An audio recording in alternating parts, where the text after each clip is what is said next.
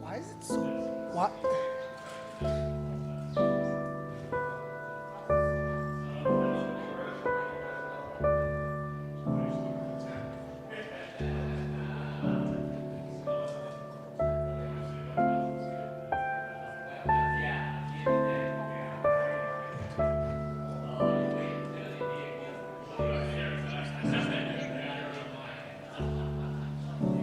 Did you think I was gonna give you the rock?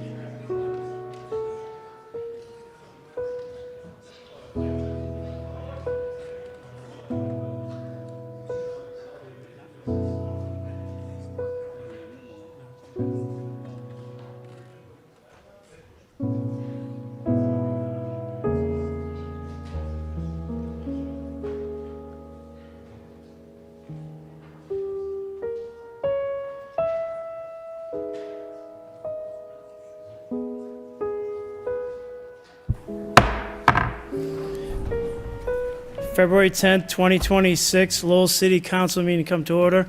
The prayer. Dear God, today as this session opens, we pray that your presence will be before us and everyone who serves in the decision-making process of our city.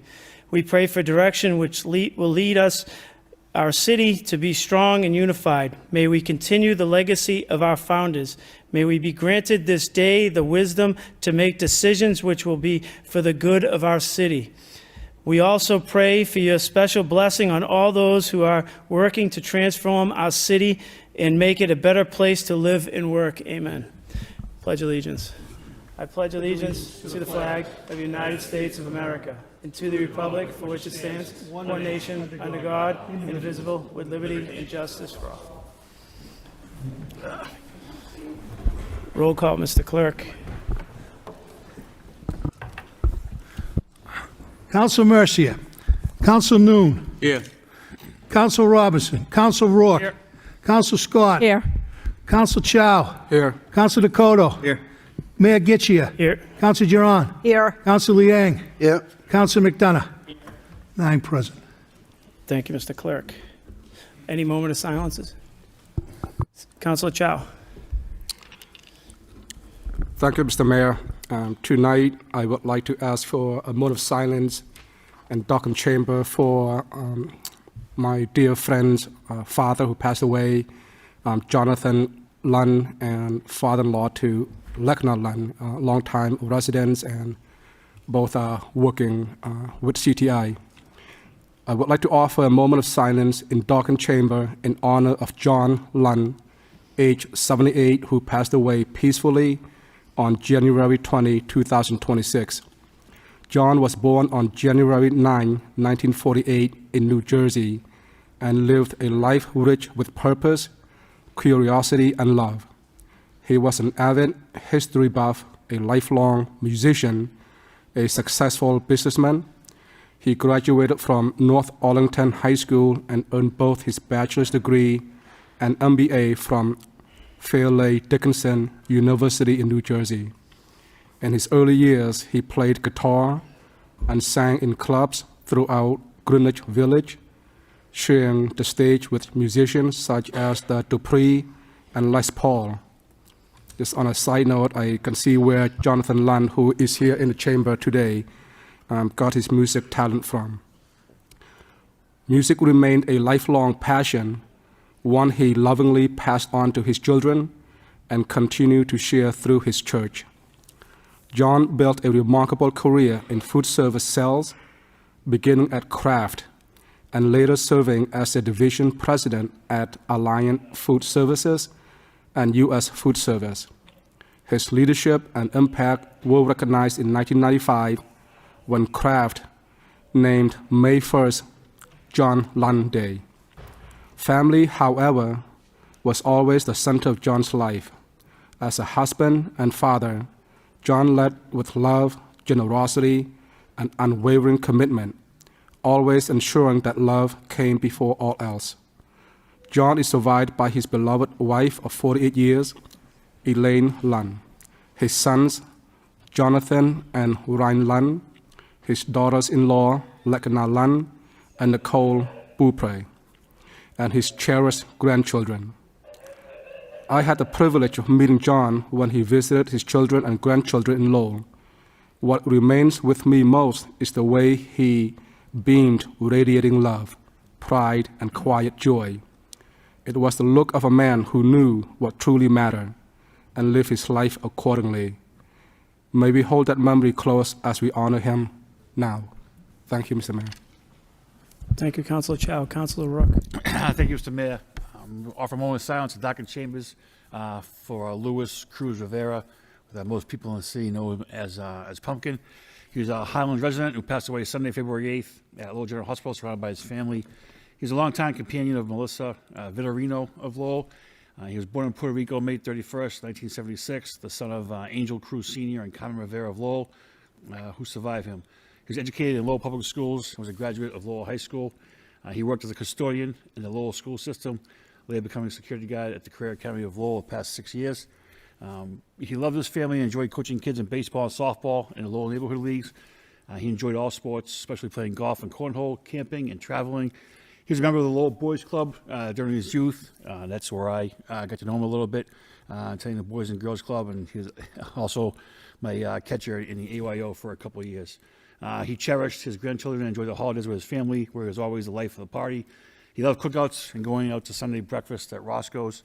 In addition to his mother, Carmen, and his father, Angel Pumpkin, survived by his companion, Melissa, his 2 children, Haley Cruz of Lowell and Alice Cruz.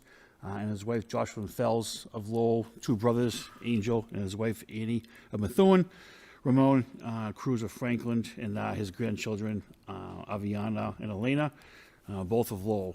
Thank you, Mr. Mayor. Thank you, Councilor Rook. Seeing no other moment of silence, could we please dim the lights?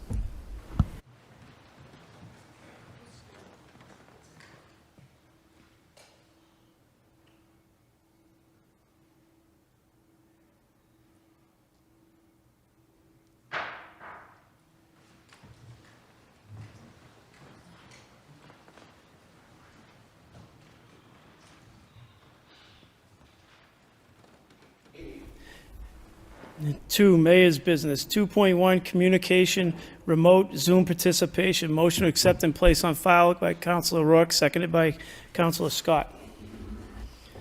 2.2, Citation, Victor Amaro.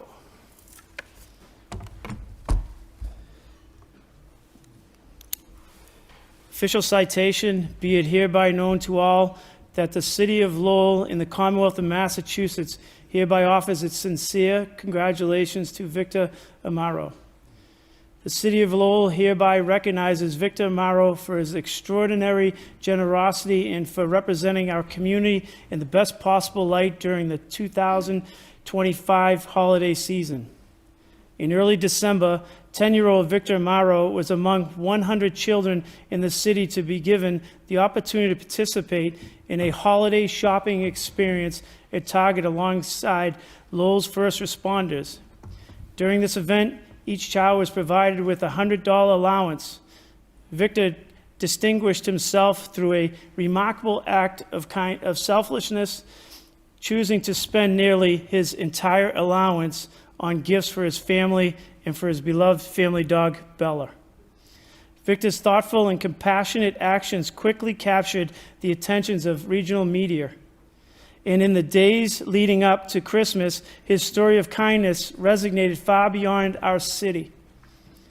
What began as a local moment of generosity ultimately reached a national audience, with Victor's story shared on radio stations across the country, including as far as Anchorage, Alaska, shining a positive spotlight on the City of Lowell.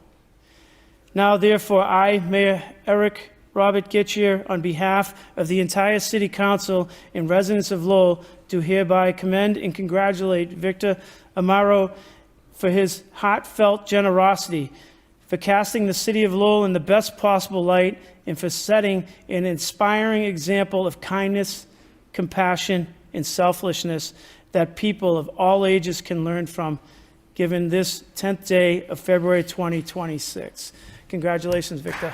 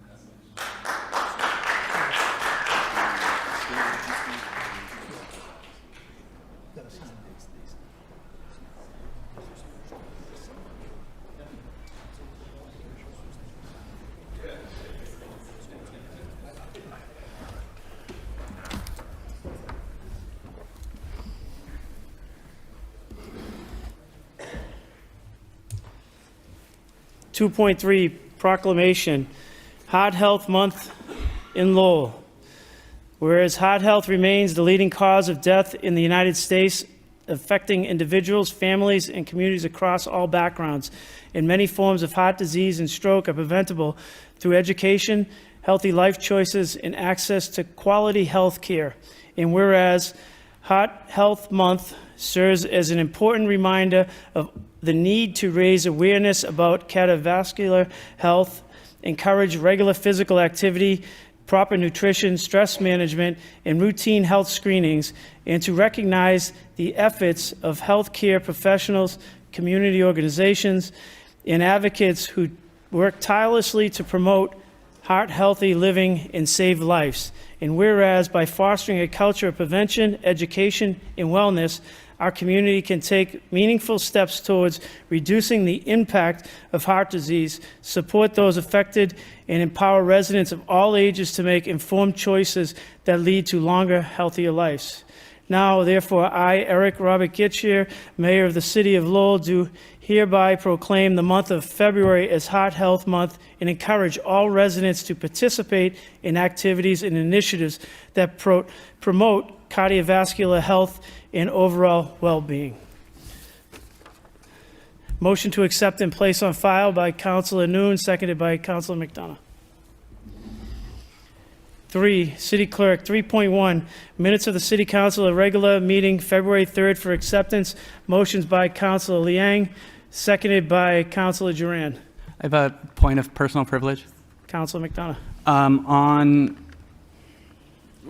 In the notes, in the discussion of 6.3, which occurred while I was absent from the council chamber, there was a question about my personal conduct and whether it conformed with state ethics law. I just wanted to, for the record and in a public setting, make clear that I did call the State Ethics Commission and was advised on how to proceed by them, and that I spoke as a private citizen, not as a member of the City Council, and that was allowed under 268A Section 20, which is the City Councilor, normally called the City Councilor's exemption, is the advice that I received.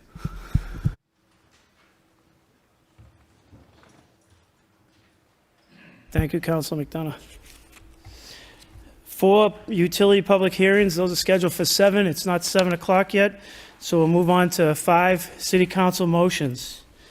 5.1, Councilor Scott, request City Manager have DPD report on the feasibility of creating a local wetlands bylaw requiring a 25-foot do not disturb buffer around all wetlands to protect water quality, flood control, wildlife, and climate resilience, with commission waiver authority for exceptional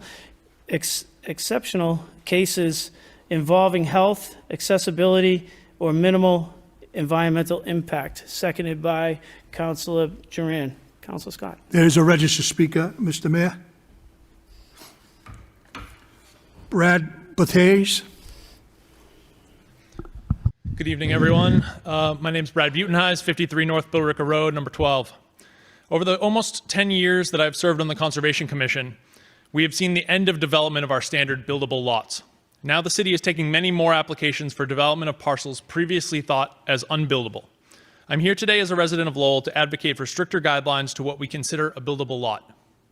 Since the tenure of Louisa Varnum as chair of the commission, we have operated under guidance to potential developers that the 25-foot buffer to wetlands should be considered no disturb, and the 50-foot buffer to wetlands should be considered no build. However, this guidance is not part of the Lowell Wetlands Ordinance. Therefore, this guidance has often been respected by small local builders and ignored by large-scale, for-profit development companies. These developments are met with ire from our residents when trees are torn down in exchange for new buildings, but currently the Commission's hands are tied. Codifying a 25-foot no-disturb buffer to wetlands will help to protect our wetlands with equal treatment for all potential builders during any future developments in our city. A 25-foot no-disturb buffer acts as a filtration area for runoff, allowing sediment and pollutants to settle before entering the wetlands. Without this buffer, stormwater erosion and construction-related pollutants can discharge directly into the resource area. Disturbance close to the wetland edge increases erosion and sedimentation, which can alter wetland soils, smother vegetation, and reduce wetland storage capacity. A 25-foot setback significantly reduces this risk. Many wetland-dependent species rely on upland areas immediately adjacent to wetlands for nesting, foraging, and cover. The buffer protects this transitional habitat, which is essential to maintaining viable wildlife populations. While larger buffers provide greater protection, a 25-foot no-disturb zone represents a reasonable, science-based minimum that balances resource protection with property use. It provides measurable environmental benefit compared to no buffer at all. There is a reason that Louisa was hesitant to codify this into our ordinance. How will the commission provide an exemption to residents looking to expand on their existing houses for a special case like ADA access? This can be solved. It is critical that the new bylaw includes waiver authority granted to the commission if the applicant can demonstrate a specific need. In summary, the 25-foot no disturb zone helps prevent cumulative impacts, protects wetland function, and supports the interests of the Wetlands Protection Act. Maintaining this buffer is a practical and effective way for the Commission to ensure long-term protection of the resource areas. Thank you. Thank you. Councilor Scott. Thank you, Mr. Mayor. Mr. Boott has laid it out perfectly. He had approached me about this buffer, and I started doing some research and found that most of our neighboring towns have already implemented this. I think it's important, especially with our push to expand housing, that we make sure that we have these important buffers in place, and also applying the rule consistently to make sure that it's fair across the board for all developers. So I look forward to the response. Thank you. Thank you, Councilor Scott. Councilor McDonough. I thank Councillor Scott for this motion. It's really good.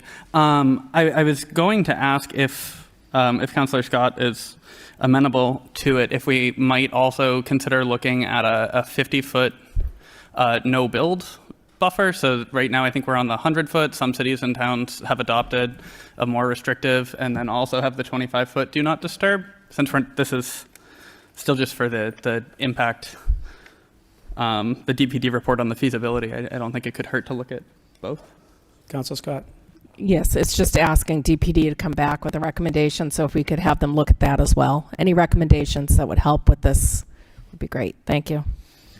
All in favor? Any opposed? So ordered. 5.2, Councilor Robinson requests the city manager work with the Health and Human Services Department of Public Health, the Lowell Board of Health, to convene a meeting with our council to review year-end health data, as well as continue conversations around local regulations and current syringe service programs. Seconded by Councilor Noon. Manager Golden.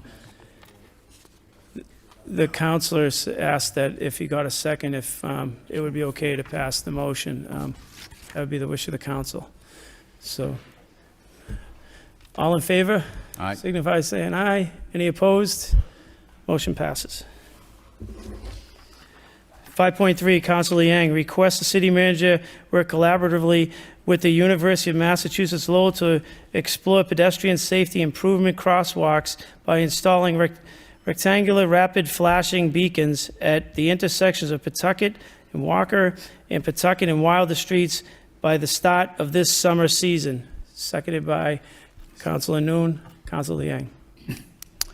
Thank you, Mr. Mayor.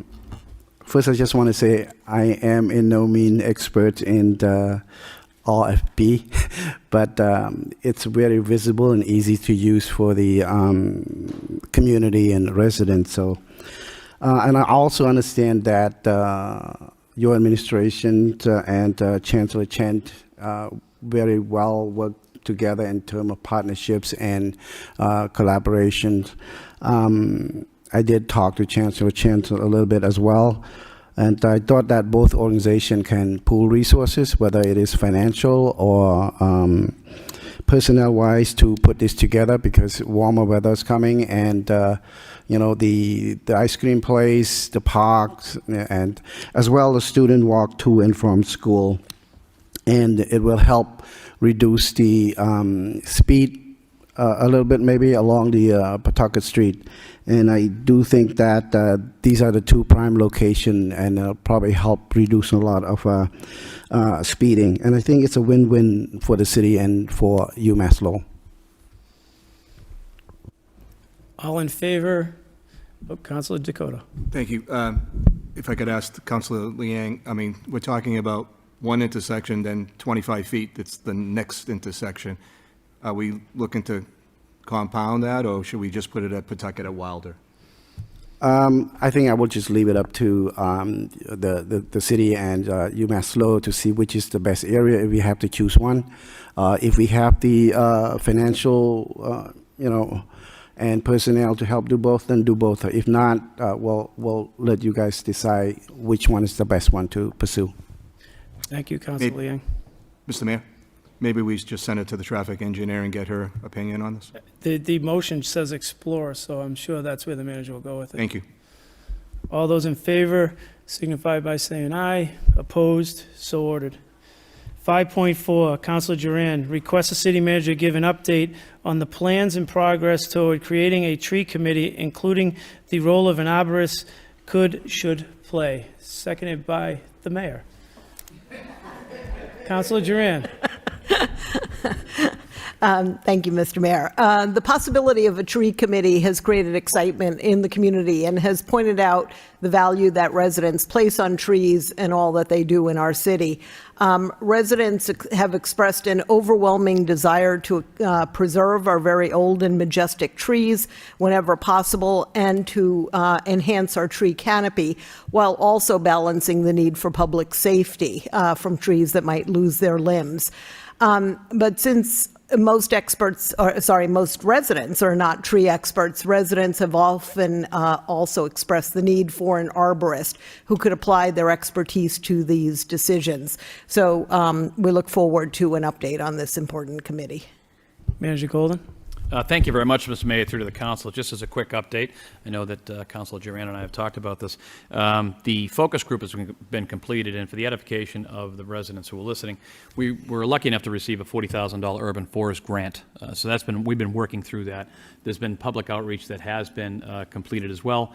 We're reviewing the ordinance language, and we're hoping, I tend to say sometime mid-April, hopefully end of April, to bring something back for the council to look at and to see how we can continue to move forward with this. Thank you, Manager Golden. All those in favor, say aye. Any opposed? So ordered.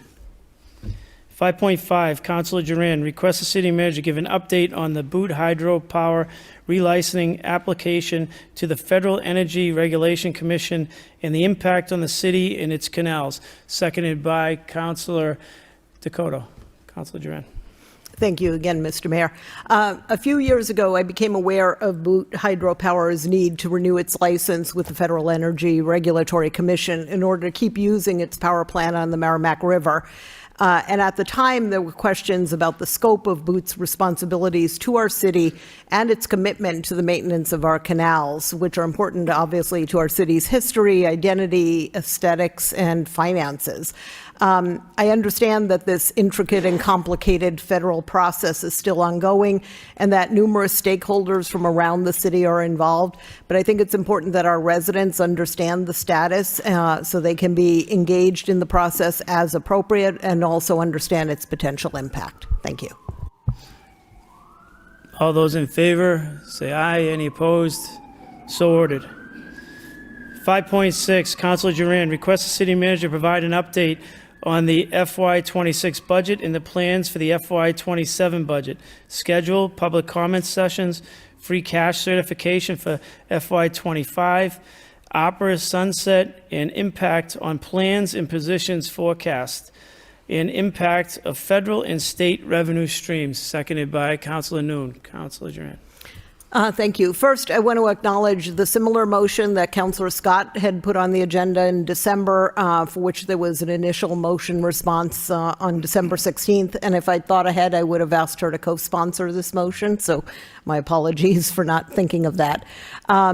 I understand that CFO Baldwin and the City Finance Department are planning public information sessions about the budget, and this might be some of the information that we'd like to see there. And this might be an opportunity to learn about those dates and what the plans are. But I know at least one resident was very interested in sort of the nuts and bolts of these topics. So thank you. Thank you, Councilor Juran. Councilor McDonough. Thank you. Mr. Mayor, can we, I don't know how to do this. Can we refer this report to the Finance Subcommittee?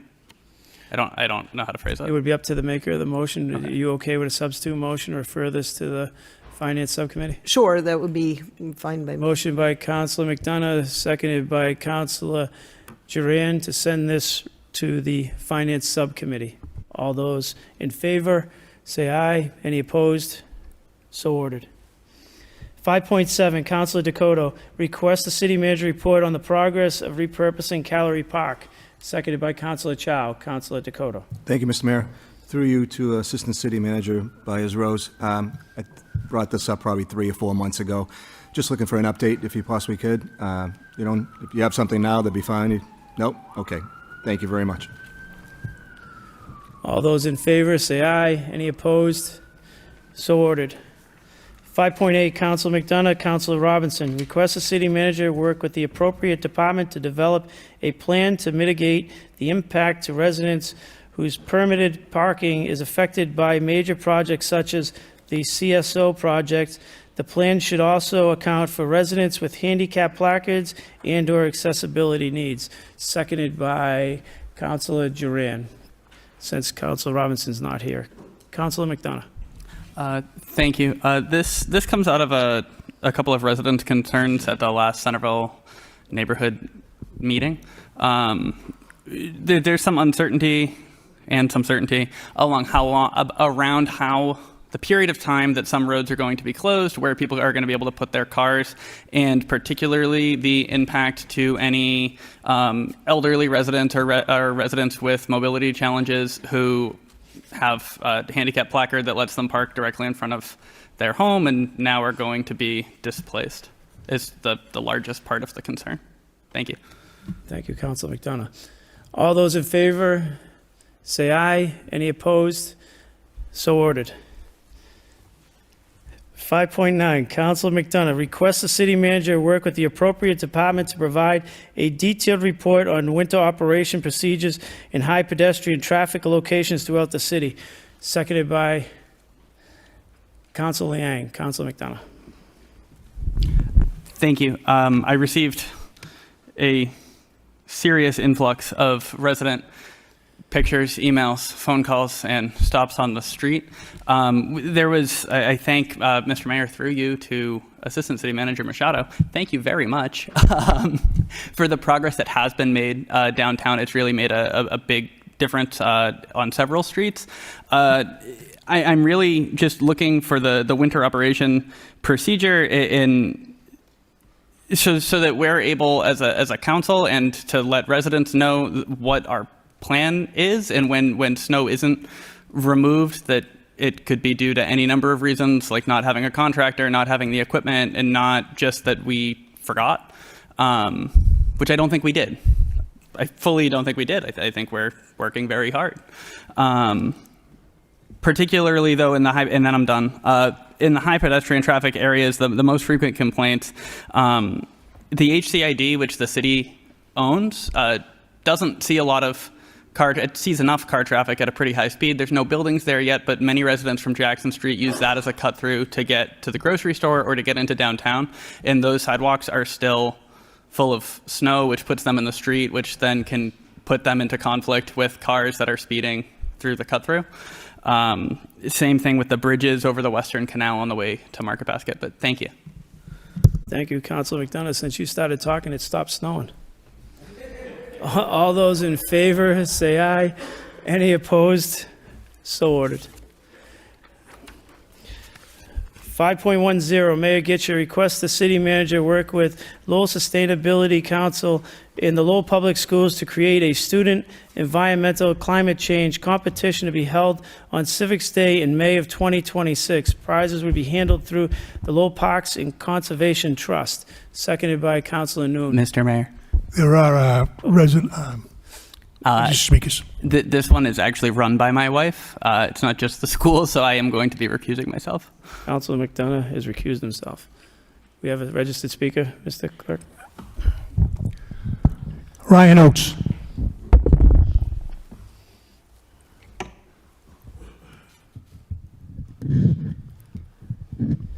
Hi all, Ryan Oates. I'm at 327 Aiken Street.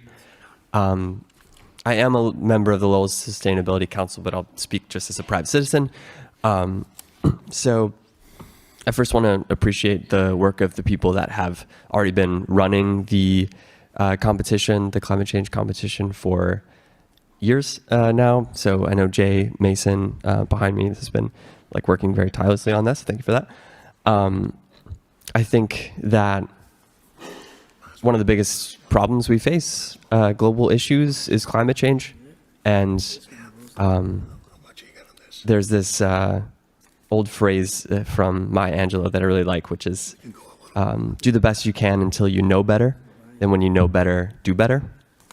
And I think that programs like this can be a great way for us to educate the next generation, to bring the best minds of the next generation to work on these global projects so that when we know better, we can do better.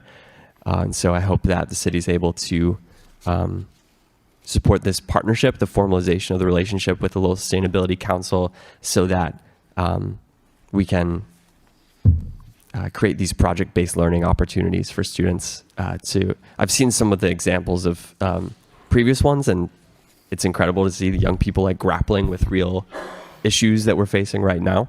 And so I hope that we can continue to support that. Thank you. Thank you, Mr. Oates. Michaela Hondros McCarthy.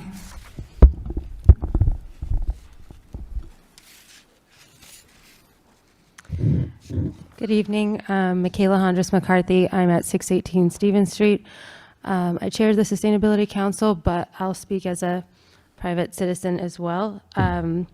Just want to share, on January 13th, I went to the Early College Research Showcase at Lowell High School, where a lot of high school students displayed their really cool projects, and I just want to share some awesome ones that I saw: urban heat islands, the importance of tree canopies, urbanization, combined sewer overflow pollution, waste recycling, single-use plastics, and last but not least, AI and data centers.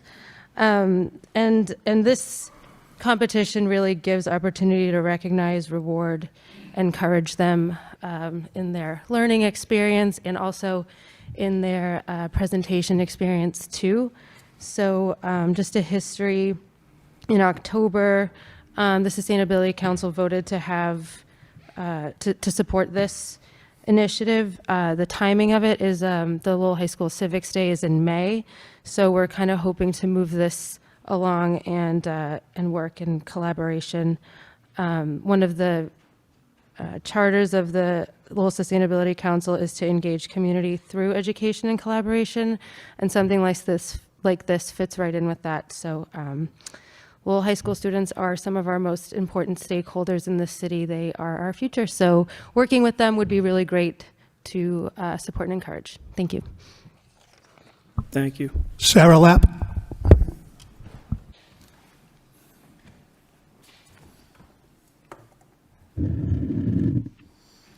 Hello, I'm Sarah Lapp at 200 Market Street, Unit 416.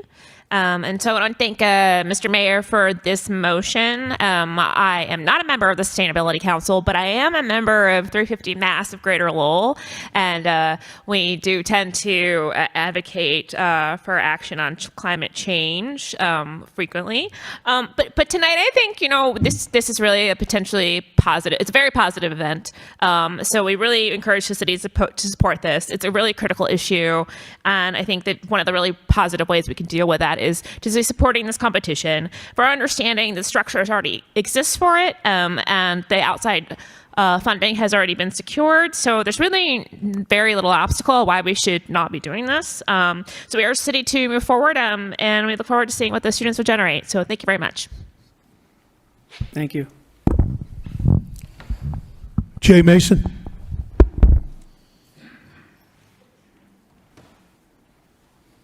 Good evening. Thank you for your attention. My name is Jay Mason, 415 Pawtucket Street, Unit Number 1. I want to just support this competition idea. It's an idea that came to the Sustainability Council in October, but it dates back to the 21 to 23 period where it was developed through the LEADS program. That's Leaders Engaged and Activated to Drive System-Wide Change.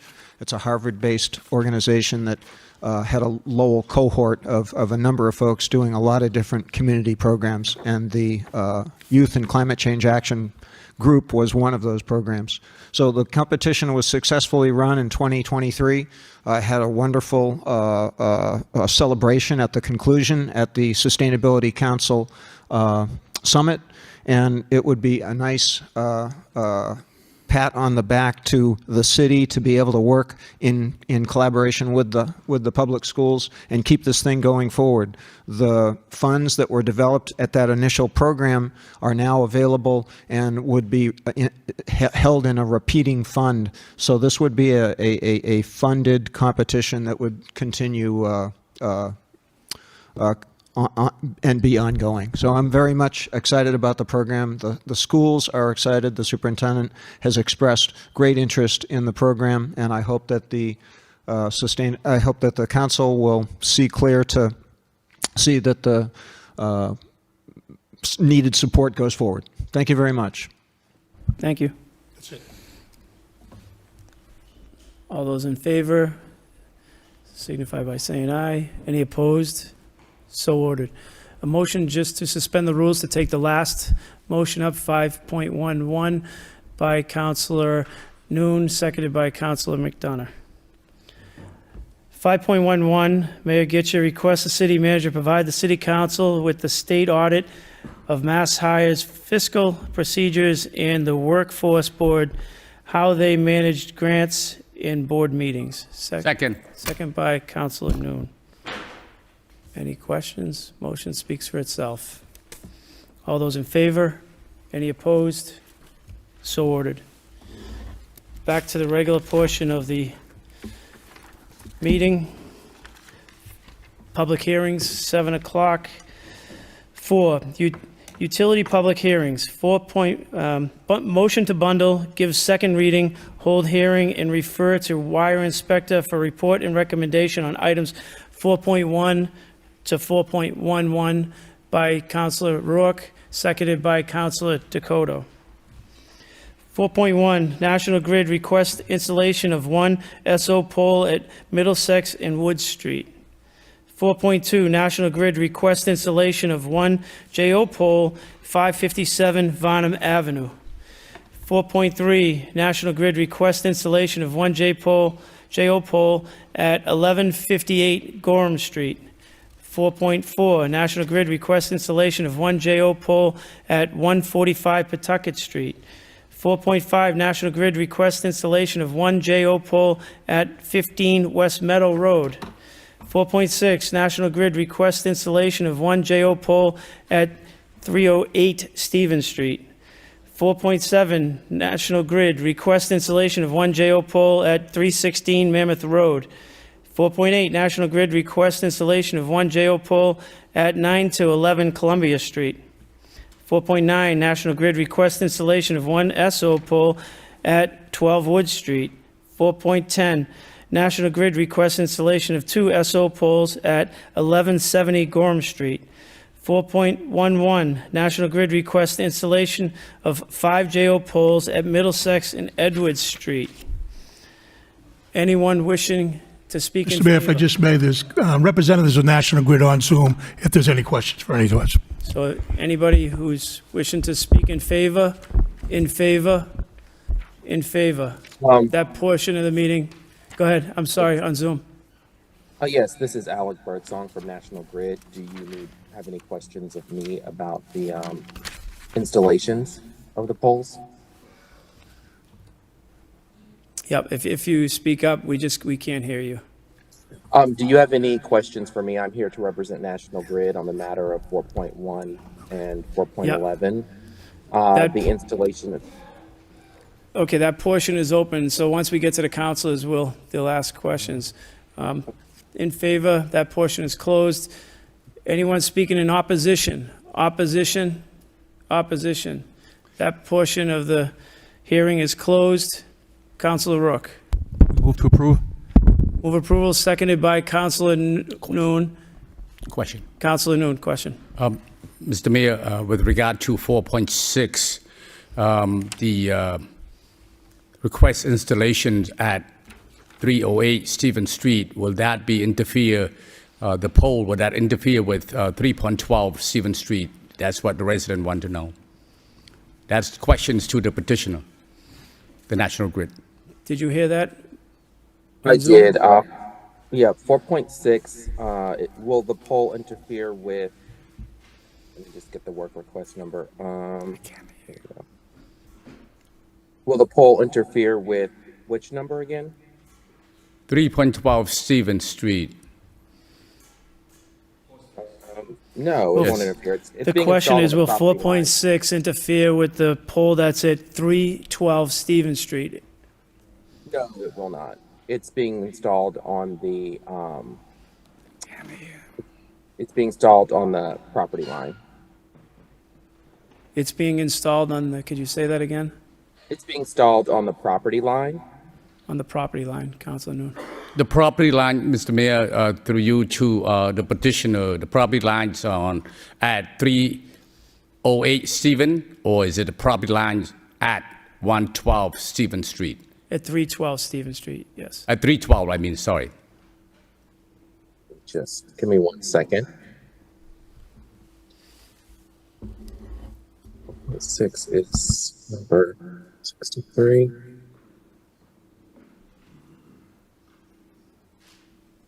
The pole is being installed between 308 Stevens Street and 312 Stevens Street.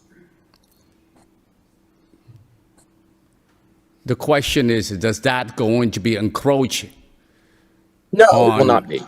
Okay, thank you. My last question, what National Grid plan, what plan do National Grid have with the double pole?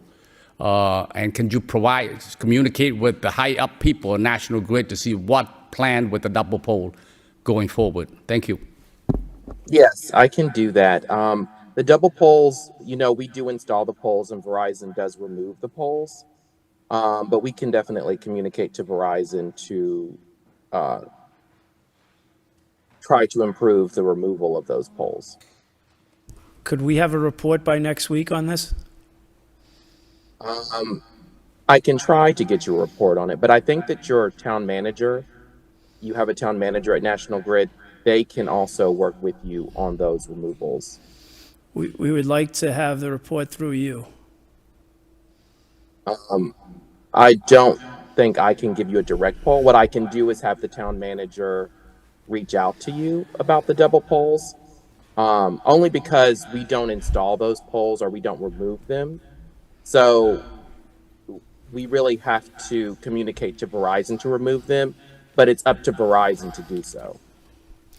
This pointing around the world is pretty good. It goes from you to Verizon, Verizon to you. Someday we're going to get these fixed. Councilor Juran. Thank you, Mr. Bear. Since we no longer have John Leahy's expertise on the city council, I'm trying to come up to speed on these votes and also satisfy the curiosity of some residents who want to better understand this process. So I've got just a couple of simple questions. If the National Grid representative could explain the difference between a JO pole and an SO pole, that's the start. Yeah, so a JO pole is a jointly owned pole.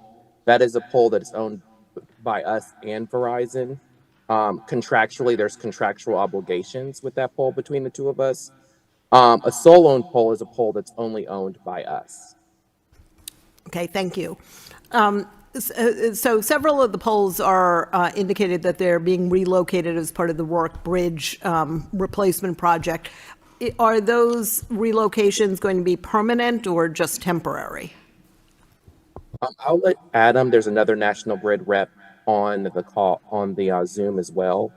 He's responsible for designing that DOT, so I will let him respond to that. Hi there. My name's Adam, and the poles that are going in for the bridge project will be their final locations. They're going to be installed behind the sidewalk in the public way. And that's being requested because the bridge is being redone. They're widening the roads and redoing the sidewalks up there. So all those poles being petitioned will be behind the sidewalk in the public way, and that'll be their final spot. Okay, thank you. And then lastly, for 4.10, which are the two poles that are going to be installed at 1170 Gorham Street, the explanation is that there had been a power line upgrade on Manchester Street, and the power line was too close, or the overhead line was too close to the resident. So now two poles have to be added to get the proper clearance, and that, just curious how that could happen. It could happen in a number of ways, depending on how it was installed in the past.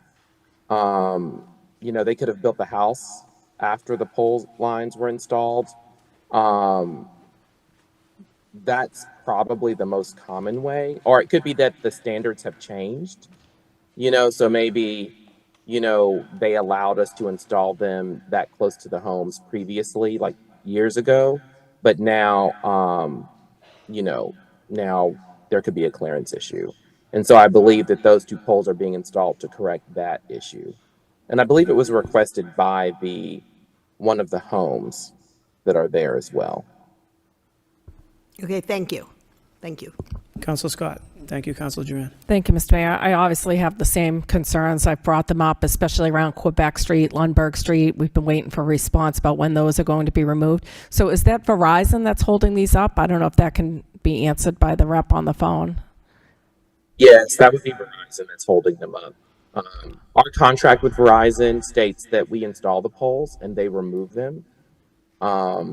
So we can definitely reach out to, which number was that? So it's not Comcast, it's Verizon. I'd been told it was Comcast that was the holdup. So I just want to make that clear because I do not want to keep approving poles being installed without the double poles being removed going forward.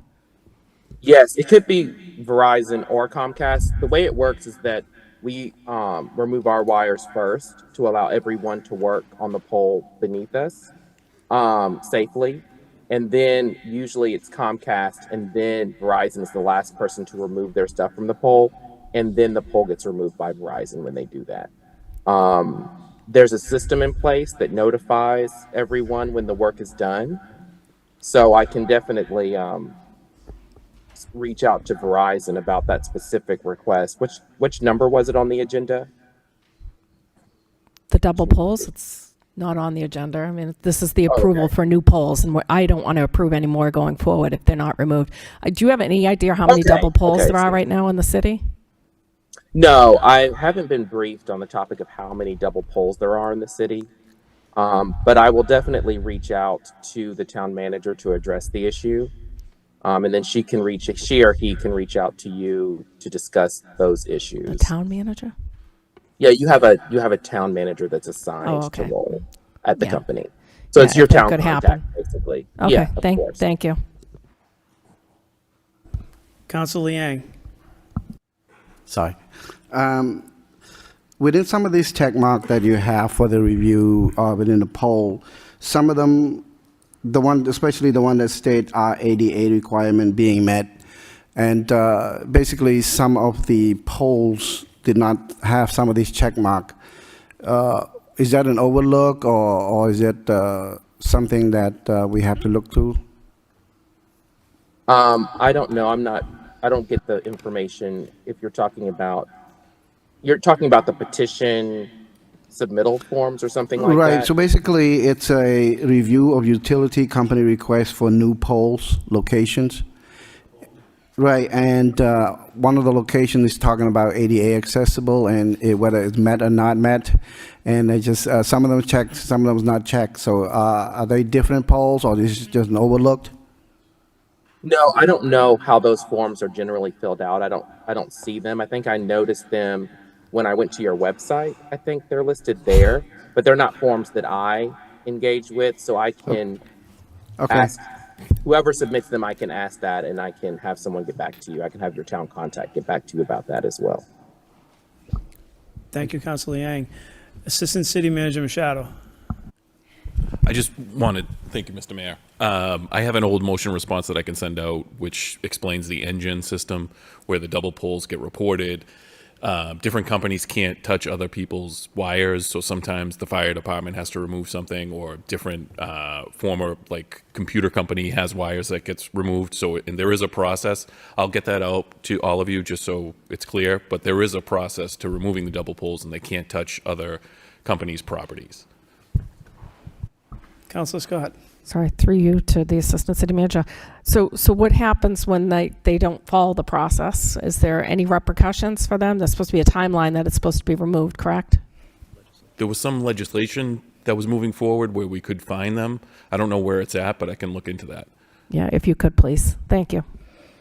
If there's no objections, I just have one comment to the Assistant City Manager. If they can move them from a double pole over to a new pole, why can't they do that on double poles? They have no problem creating new poles moving stuff, but we have a problem moving stuff when we're trying to get rid of a double pole. That's just, it's a statement. On the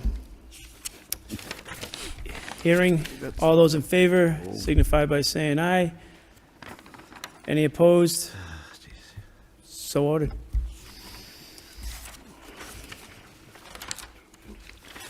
Six, communication from city manager. 6.1, motion response A, AEDs. Council Liang. I just want to say thank you, Mr. Manager, and it's a really a good report on this. I just have that. I think it's a good way to remind ourselves that there are AED and anything can happen. And I thank you for the report, and also keep in mind that there may be after-school programs that might be happening, and like gym teachers and some other folks might be able to be certified on that as well. But this is a really good, and thank you so much.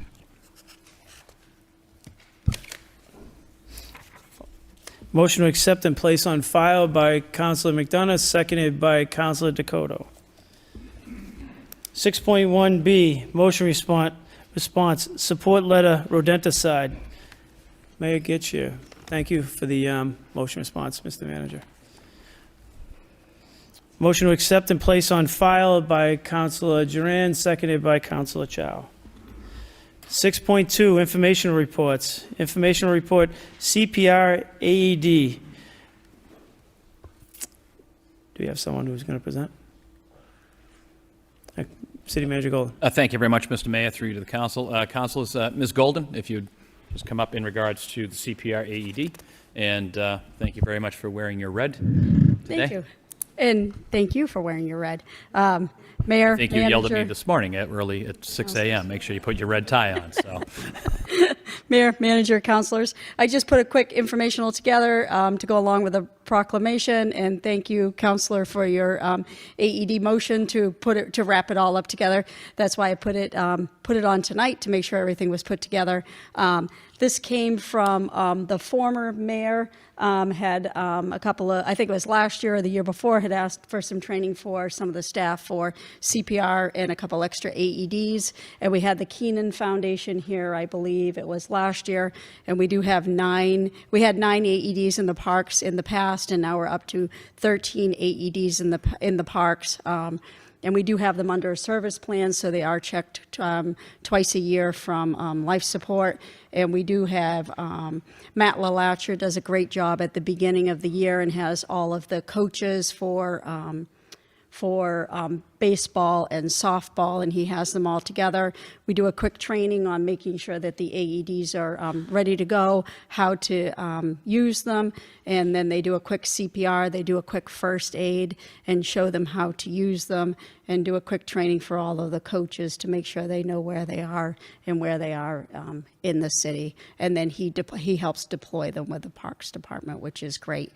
And then we've also deployed, I believe, 3 more AEDs within the city departments that are all on service plans as well. So I have to thank all the departments that have deployed those and keep those up and running.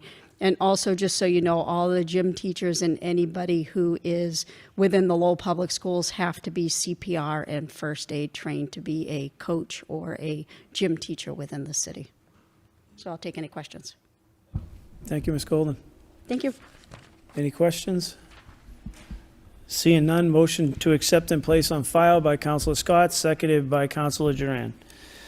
6.2, informational report, update on Bicentennial Winterfest 2026. Manager Golden. thank you very much, Mr. Mayor. If it's okay with the council, I'd like to continue to go through with the remainder and do the presentation at the very end, if that's okay. We probably should be through this very quickly, and then would be all set, if that's okay. If that's motion by Councilor Noon to take information report, update on Bicentennial Winterfest 2026, and informational report 2025 Lowell year in review at the end of the meeting, seconded by Councilor McDonough. All those in favor signify by saying aye. Any opposed? Motion passes. Thank you, Mr. Mayor. Thank you, councilors. Thank you, Manager Golden. 6.3, communication, resignation of members of the Citizen Advisory Committee. Batleen Nazarian, and Esteban Pena. Motion to accept and place on file by Councilor Rourke, seconded by Councilor Noon. 6.4, communications. City manager requests approval of one out-of-state travel LPD. Motion to adopt by Councilor Liang, seconded by Councilor Dakota. All those in favor? Roll call. Mr. Clerk. Counsel Mercia. Counsel Noon. Yes. Counsel Robinson. Counsel Rourke. Yes. Counsel Scott. Yes. Counsel Chow. Counsel Dakota. Yes. Mayor Getchia. Yes. Counsel Juran. Yes. Counsel Liang. Yes. Counsel McDonough. Yes. 9 yeas. Thank you, Mr. Clerk.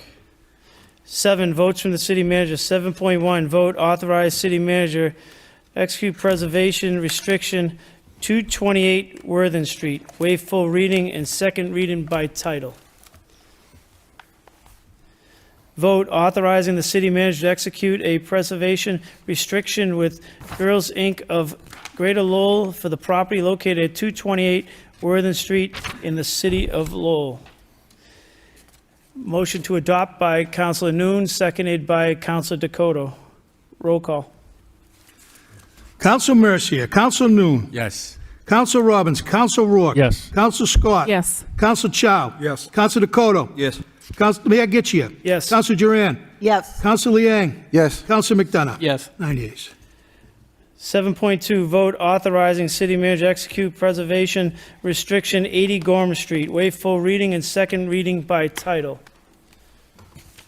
Vote authorizing the city manager to execute a preservation restriction with the New Gorham LLC for property located at 80 Gorham Street in the city of Lowell.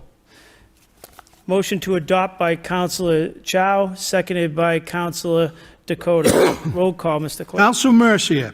Counsel Noon. Yes. Counsel Robinson. Counsel Rourke. Yes. Counsel Scott. Yes. Counsel Chow. Yes. Counsel Dakota. Yes. Mayor Getchia. Yes. Counsel Juran. Yes. Counsel Liang. Yes. Counsel McDonough. Yes. 9 yeas. 8, reports by subcommittee. Don't see any. We'll move on to 9, petitions. 9.1, miscellaneous. William Murphy requests removal of handicap parking sign at 151 Coburn Street.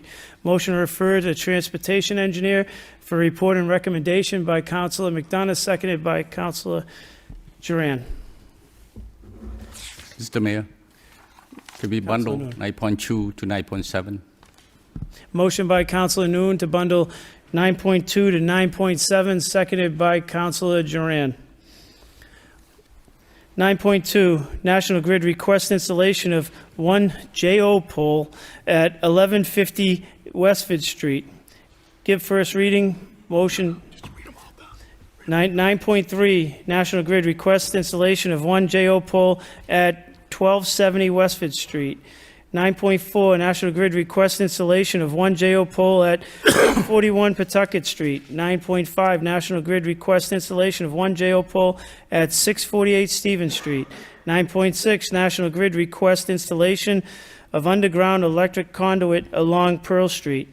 9.7, National Grid requests installation of underground electric conduit on Middlesex Street from Canal Street to Garnet Street.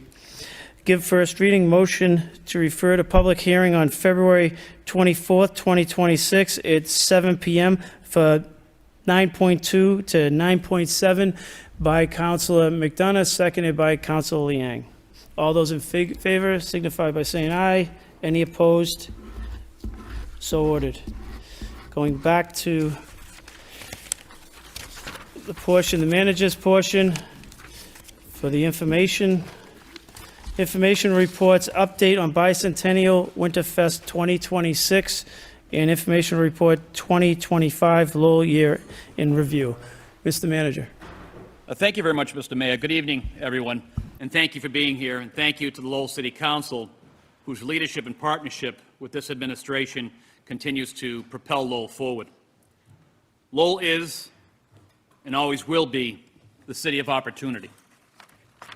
Opportunity means strong neighborhoods, safe streets, schools that prepare our students for success, giving every resident and business and employee a chance to thrive here in this city. Tonight, we reflect on a year of success that has been built on 4 years of progress. Tonight is not about numbers or projects. It's about the impact we are making together on the lives of the people who call our city home. In this video, you will find key areas we've made historic strides in. Our financial strength, rebuilding our roads and our sidewalks, commitment to the quality of life in our neighborhoods, unprecedented support for our schools and our public buildings, partnerships in the economic development which will define our future for generations to come. In 2022, we laid the foundation, and in 2026, we will continue to build on that foundation, turning all the hopes and the dreams of every resident here in the city into reality. Tonight, you will hear from the incredible team that I am proud to say that I've put together, a team that delivers results every single day. To all of our employees that are here in the city of Lowell, to all of our partners throughout the city of Lowell, I want to say thank you. Thank you very much for making our city run day in and day out. And I have to say, from what you're about to see in a few moments, a big shout out to our comms team, something that we didn't have a little while ago. Just a few years, a city the size of Lowell not having a communications team. So thank you for all your hard work and what you've accomplished. Together, we'll keep building a Lowell that works for everyone, a true city of opportunity for all generations to come.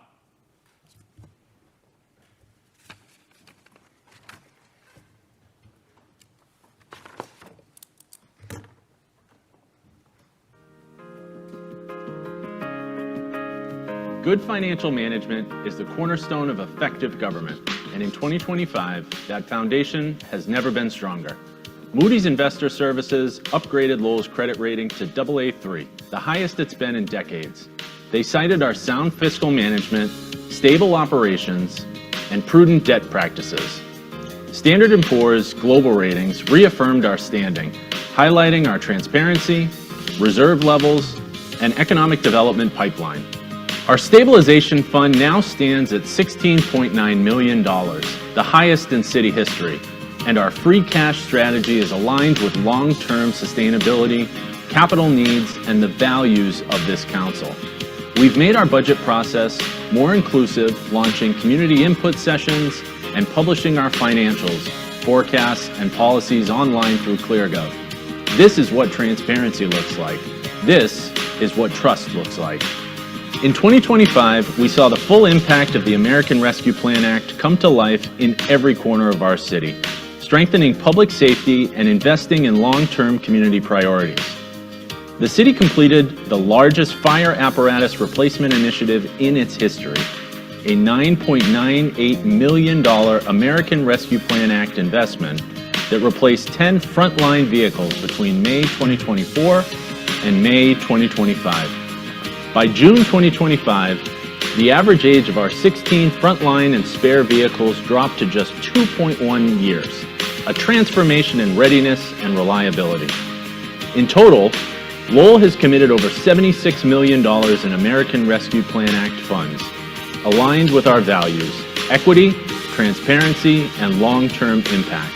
Those investments include $750,000 for festivals and small business support through the Direct Community Investment Grant Program, mental health and substance use response initiatives, heating, ventilation, and air conditioning, and boiler upgrades in schools and municipal buildings, and pop-up retail and business incubation. The American Rescue Plan Act also enabled us to launch 11 construction projects in 2025, the most ambitious neighborhood parks initiatives in recent memory. From Amaro to McPherson, from South Common to Shed, we invested in inclusive play, green infrastructure, and safe, welcoming spaces for all. We broke ground on the Douglas Road storage tank, a critical investment in water infrastructure and public health. Beyond parks and water infrastructures, our Department of Public Works had been hardworking, improving the streets and sidewalks that connected our neighborhoods. In 2025, the engineering team advanced more than $23 million in infrastructure improvements across the city. We paved over 4.4 miles of roadway on 29 streets, upgraded more than 5 miles of sidewalk on 30 streets. These improvements made walking and driving in Lowell easier and safer for everyone. We also focused on preserving what we have, using innovative techniques like microsurfacing, crack sealing to extend the life of our roads. In total, we treated nearly 19 miles of pavement to keep our infrastructure strong and sustainable. Behind the scenes, our team reviewed over 100 development projects, issued hundreds of permits, and dedicated more than 500 hours of technical support and land survey. The kind of work that keeps Lowell growing and moving forward. It's not just the roads and bridges. We improved school parking lots at the Merklin, McAuliffe, and Robinson schools, ensuring safe and accessible spaces for our students and families. In Lowell, we believe that our opportunity begins with education. And in 2025, we double down on our commitment to learning, training, and preparing the next generation of leaders. This year, we continue one of the most ambitious school improvement campaigns in decades, with approximately 80% of eligible costs covered by the Massachusetts School Building Authority. We advanced 11 projects across 7 schools, including the Wang and Robinson Middle Schools, the Shaughnessy, McAuliffe, and Butler Elementary Schools, the Bartlett Community Partnership School, the Moody School. These upgrades, from heating and cooling to accessibility improvements, are more than bricks and mortar. They're about creating safe, modern, and inspiring learning environments for every student in every neighborhood. We also expanded our investment in workforce development, especially in our youth and historically underserved communities. In 2025, we continued an intern program in partnership with Community Teamwork, Youth Build, Middlesex Community College, and Lowell Police Department.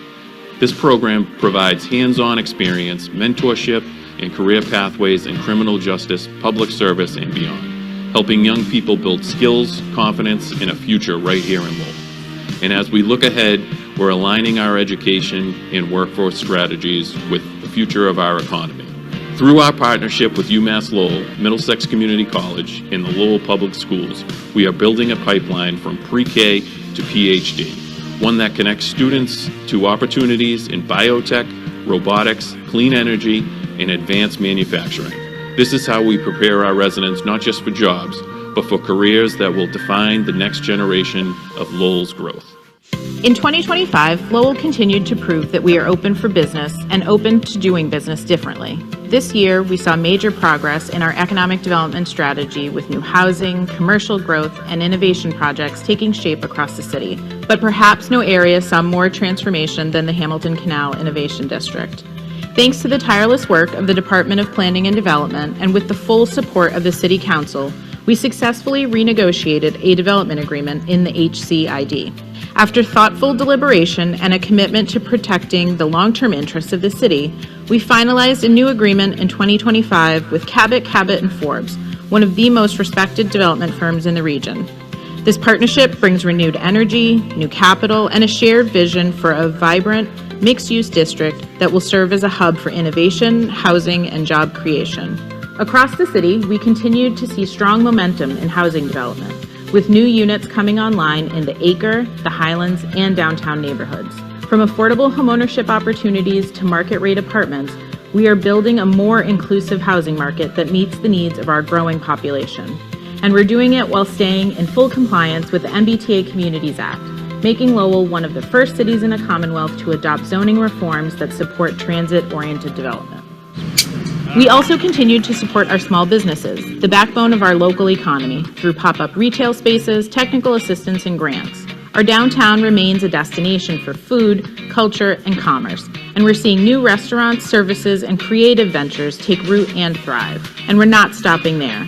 Planning is underway for the Jam Plus district, centered around the Gallagher Terminal and South Common. With the support of this council, we are exploring a district improvement financing strategy to support infrastructure, housing, and a proposed aquatic center, all informed by public input and modeled on successful projects in Somerville and Worcester. Informed by the priorities established in the Lowell Forward Master Plan, this is how we grow, strategically, sustainably, and with our community at the center of every decision. In 2025, we focused on building out the city communications team in order to tell Lowell's story, because transparent, accessible, and creative communication is essential to good government and strong civic culture. We launched the Lowell Current, 2 new citywide newsletters, one for residents and one for businesses, ensuring timely, reliable information is reaching people where they are. Our social media presence continued to grow, sharing updates and stories that reflect the full diversity and energy of Lowell's neighborhoods. Video storytelling became a powerful tool. We produced videos highlighting Lowell-based restaurants, city departments, and local resources, helping residents better understand the services available to them while celebrating the people behind the work. One of those videos, spotlighting the Lowell Senior Center, received national recognition with a Marcom Award. We expanded our short-form video reels to capture even more city events, ceremonies, and community moments, allowing residents who couldn't attend in person to stay connected and engaged. We ran commercials in regional media like CBS Boston and WCVB, promoting our festivals, events, and cultural offerings, and secured placements in several publications showcasing the work of our city staff. These efforts celebrate our employees and raise awareness of innovative programs and services that make Lowell a stronger, more connected community.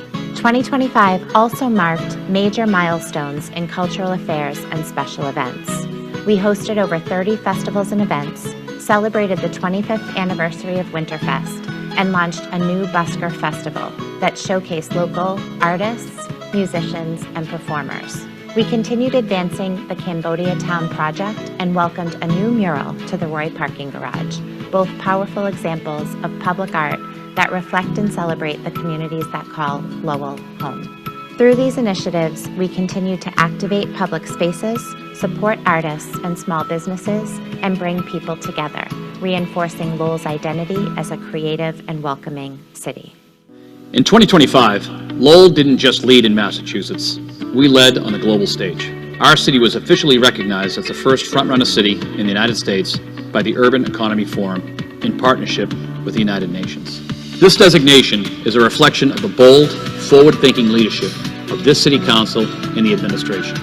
Together, with our shared vision, we have started to build a new tomorrow for Lowell, built with all of our residents, our institutions, and our partners.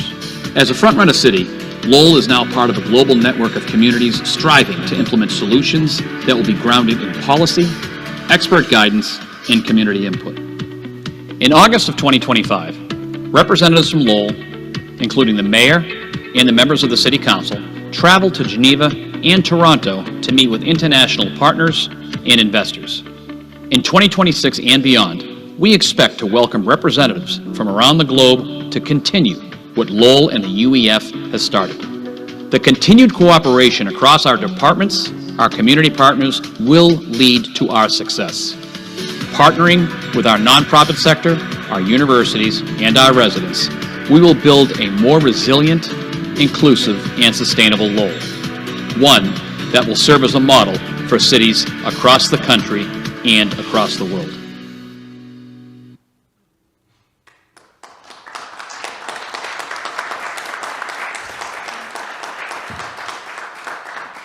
Thank you all very much, and especially thank you to our comms team for doing such a fine job. We appreciate you. Ladies and gentlemen, Lowell is not just moving forward. As we've heard, we are leading the way. As we look back on the year behind us, we see hard work, problems solved, and countless accomplishments. But we know there's more to do. And one thing is clear, our city of Lowell is moving forward together. This year, we introduced something new, the video that you just watched. It will be made available in 4 languages: English, Khmer, Portuguese, and Spanish. One of our counselors even helped us by listening and critiquing to make our message accessible to everyone in our community. The progress we've made in 2025 is not an accident. It's the result of hard work and a shared vision and unwavering commitment by this City Council, our dedicated city staff, and the people of the City of Lowell. We've embraced change, not for the sake of change, but because we believe in doing things better. We've asked hard questions, challenged the old assumptions, and I believe we've made bold decisions. And when mistakes were made, we owned those mistakes and learned from them and kept moving forward. We've invested in our neighborhoods, strengthened our finances, modernized our fleet, and opened our doors to the world. We've built new partnerships, welcomed new businesses, and created new opportunities for all. And we've done it while staying true to who we are as a city that's based in tenacity, diversity, growth, a true city of opportunity. But we're not done.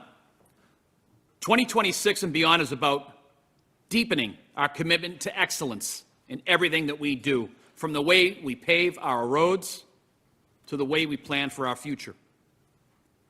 With the launch of our long-awaited 311 system, we continue to deliver services more efficiently and with transparency. With UMass Lowell and the Link Corridor, we'll create jobs and innovative space for the next generation, and with the designation as our front-runner city, we'll show the world what it means to lead with purpose. And now, for additional news, the big news, Lowell's turning 200, our bicentennial. Planning for this milestone has been underway for well over a year, and we're excited to share what's ahead. In just 2 to 3 weeks, we're going to launch a dedicated website with a full calendar of events that will grow throughout the year. Winterfest will kick off the bicentennial celebrations, and from May through October, we'll host events that will showcase the very best that Lowell has to offer. Many people celebrate just one day. This isn't just one and done. We're building an economic development component to ensuring a lasting impact for all of our businesses and all of our friends. Some proposals are already on the table. Megan's House, Lowell Rocks for Recovery, Cobblestones, Chef Series, Songus Industrial History Center, Hands-On History, Warp and Weft, Monthly Comedy Nights, Mosaic Lowell, Downtown Ostrel, Brood Awakening, Jazz Moments, and Jazz Nights. These are just some of the things that we've been talking about. We're inviting businesses, nonprofits, and art galleries to join us. If you're listening tonight, please send your ideas and proposals to the team. Let's make this bicentennial unforgettable. To our newest residents and lifelong neighbors, to our seniors and our students and our business owners and all of the people that work here in the public, this is your city. And the future we're building belongs to each and every one of us. So let's keep going, let's keep building, let's keep believing in what Lowell can be, and let's be proud of what Lowell already is. Together, let's make Lowell's next 200 years even greater than the first. I'd like to introduce a 30-second video. I promise that'll be the last one. But it's going to show you how excited we are to bring the bicentennial to everybody here in the city of Lowell and throughout the Commonwealth of Massachusetts.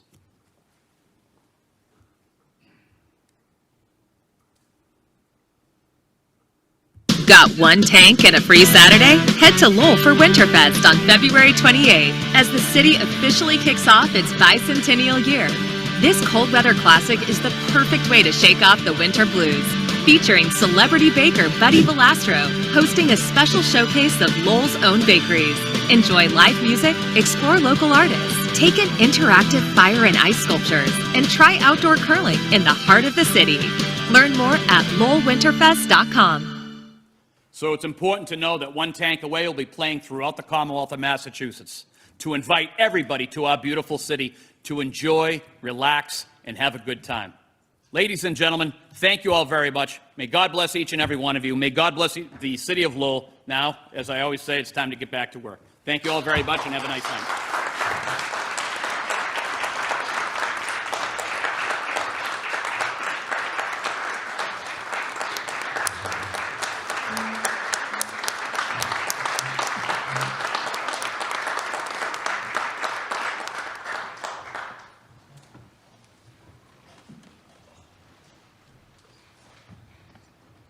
Motion to adjourn? We still have more work. Councilor Dakota, it's not that quick. A motion to accept and place on file by Councilor Noon, seconded by Councilor Liang. All those in favor say aye. Any opposed? So ordered. Number 10, announcements. Anybody have any announcements? I'd just like to take a moment just to thank the staff for all their hard work through the year, and Manager Golden highlighted that on behalf of the City Council. We just want to say thank you for all you do all year and you continue to do for all of us. So thank you again.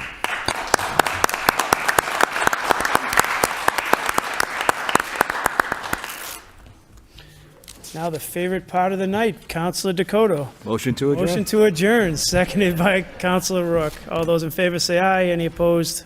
So ordered.